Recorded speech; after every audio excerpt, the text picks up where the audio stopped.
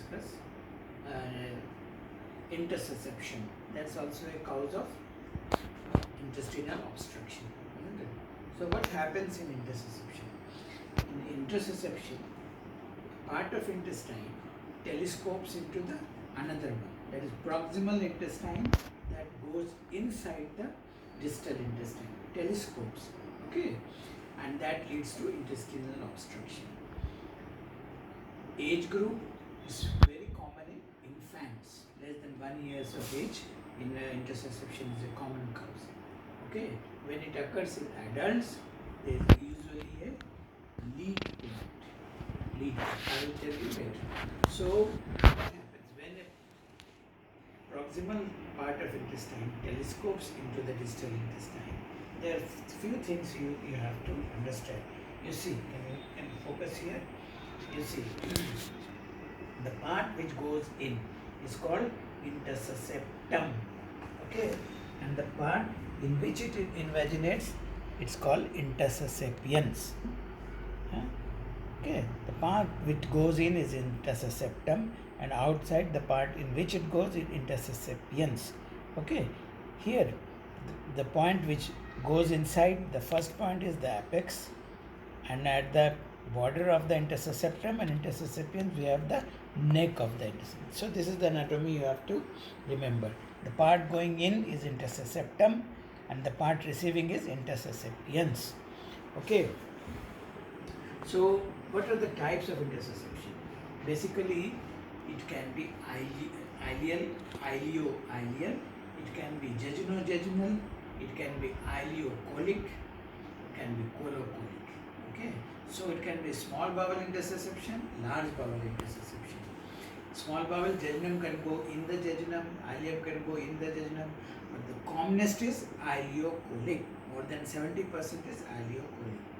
Okay, so much so that ileum goes in the cecum, ascending colon, transverse colon.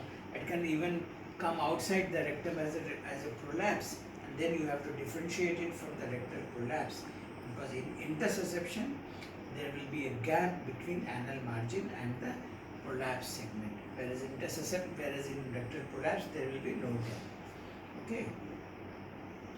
Intussusception basically occurs in infants, and it has got to be divided into idiopathic and those secondary to symptoms. In idiopathic intussusception, the children usually they don't have a lead point, but what happens, there is usually a history of upper respiratory tract infection or gastroenteritis, and the hypothesis is that this infection leads to hypertrophy of the Peyer's patches. Peyer's patches are there commonly in the ileum, terminal ileum, and that Peyer's patches which are hypertrophied act as a lead point and lead to ileocolic intussusception, which is the commonest type of intussusception. Whereas intussusception occurring in older children and adults usually have a lead point. That is, there is something there which takes the intestine into another intestine. That is called lead point, like any polyp, tumor, a Meckel's diverticulum, a duplication cyst of the intestine. Okay, so these all will act as a lead point. Lead point. Sometimes in rare blood dyscrasias like Henoch-Schönlein purpura and blood dyscrasias, there can be submucosal hemorrhage, and that can also lead to intussusception and acts as a lead point and intussusception.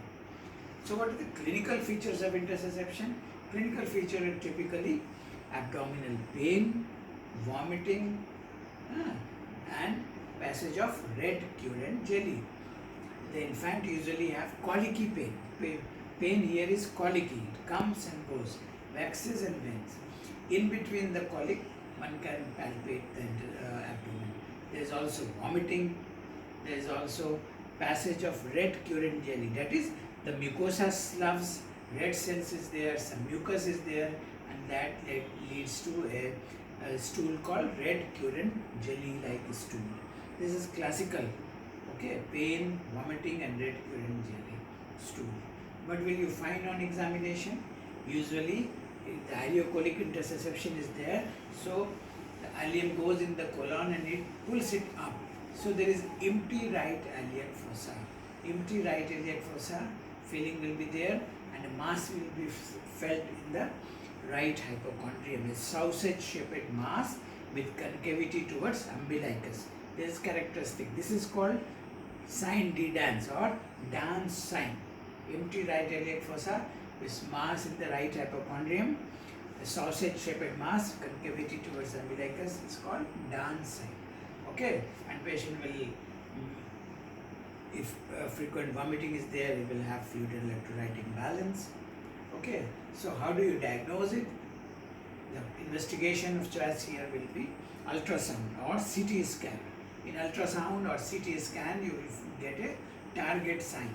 You will, like a target, you will see a telescoping intestine into another segment, and that looks like a target sign. This is called target sign, or a pseudo kidney shaped projection will be there on ultrasound and CT scan. Okay, plain X-ray will show you the obstruction, multiple fluid and gas levels. Okay, so how do we treat intussusception? After you have diagnosed it on the basis of history, examination, ultrasound or CT scan finding, the treatment is, first we rehydrate the patient, give some IV fluid, give antibiotic, and see if there is no evidence of peritonitis and all. See if there is evidence of peritonitis, patient has got sepsis and fever, then that means ischemia has occurred or gangrene has occurred, and that needs a laparotomy. If these signs are not present, then we will treat it with a reduction, some sort of reduction. Usually air insufflation reduction is preferred these days. And air is insufflated under pressure. Usually pressure is not raised to more than 120 mmHg, and through anal canal air is insufflated under pressure. That will reduce the intussusception. Okay. Previously barium enema or hydrostatic reduction was used, but these days safest is air insufflation and air reduction. If this does not work, or if recurrent intussusception occurs, then surgical treatment. In that we do a laparotomy, and then you have to reduce intussusception manually. What we do with the two thumb, we push the intussusceptum out slowly. Okay, we don't pull it, we just push it so that intussusceptum comes out, and see if it is not gangrenous or anything. In that case, we will have to do resection anastomosis if it is gangrenous. See if there is no lead point. Okay, so this is how you treat intussusception. Thank you.